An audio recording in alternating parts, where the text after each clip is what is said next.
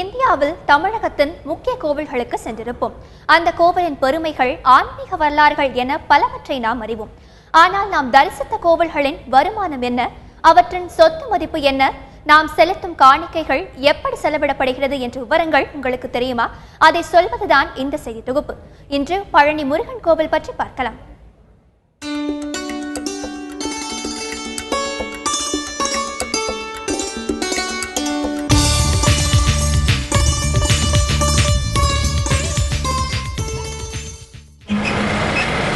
அறுபடை வீடுகளில் மூன்றாம் படை வீடான பழனி முருகன் கோவிலுக்கு தமிழகம், கேரளா, ஆந்திரா, கர்நாடகா மட்டுமின்றி வெளிநாடுகளில் இருந்தும் சாதாரண நாட்களில் ஆயிரக்கணக்கான பக்தர்களும், விசேஷ காலங்களில் லட்சக்கணக்கான பக்தர்களும் வருகிறார்கள்.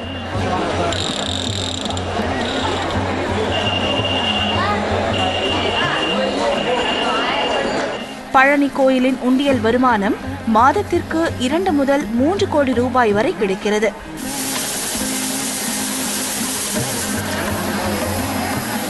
மேலும் முடி காணிக்கை, கால பூஜை கட்டணம், கட்டளை பூஜை கட்டணம், தங்கத்தேர் இழுவை கட்டணம், பஞ்சாமிர்தம் விற்பனை, தரிசன கட்டணம், தங்கத்தொட்டில் கட்டணம், சிறப்பு பூஜைகள் சீட்டு, அர்ச்சனை சீட்டு, மின் இழுவை கட்டணம், ரோப்கார் கட்டணம், குத்தகை நிலங்கள், வாடகை கடைகள் என பல வகைகளில் தேவஸ்தானத்திற்கு வருவாய் கிடைக்கிறது.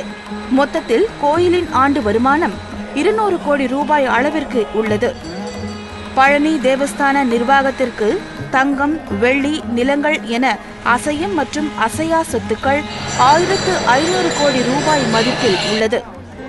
தேவஸ்தான நிர்வாகம் மூலம் தினமும் காலை 8 மணி முதல் இரவு 8 மணி வரை ஆயிரக்கணக்கான பக்தர்களுக்கு அன்னதானம் வழங்கப்படுகிறது. மேலும் கருணை இல்லம், நாதஸ்வரத்திற்கென்று தனி கல்லூரி, பழனி ஆண்டவர் கலை மற்றும் பண்பாட்டு கல்லூரி, பழனி ஆண்டவர் பாலிடெக்னிக் கல்லூரி, பழனி ஆண்டவர் மெட்ரிகுலேஷன் பள்ளி, வேதாகம பாடசாலை, பழனி ஆண்டவர் செவிடர் பள்ளி என தேவஸ்தான நிர்வாகத்தின் மூலம் 4000க்கும் மேற்பட்டோர் பயின்று வருகின்றனர். மேலும் பக்தர்களால் கொடுக்கும் பசு மாடுகளை தனியாக கோசாலை அமைத்து பாதுகாத்து வருகின்றனர். தேவஸ்தானம் சார்பில் மருத்துவக் கல்லூரி, மருத்துவமனை, இலவச பேருந்து சேவை உள்ளிட்டவை துவக்கப்பட வேண்டும் என்ற கோரிக்கை வலியுறுத்தப்பட்டு வருகிறது. கூடுதல் தங்கும் விடுதிகள், கழிவறைகள் தேவை எனவும் பக்தர்கள் வலியுறுத்துகிறார்கள்.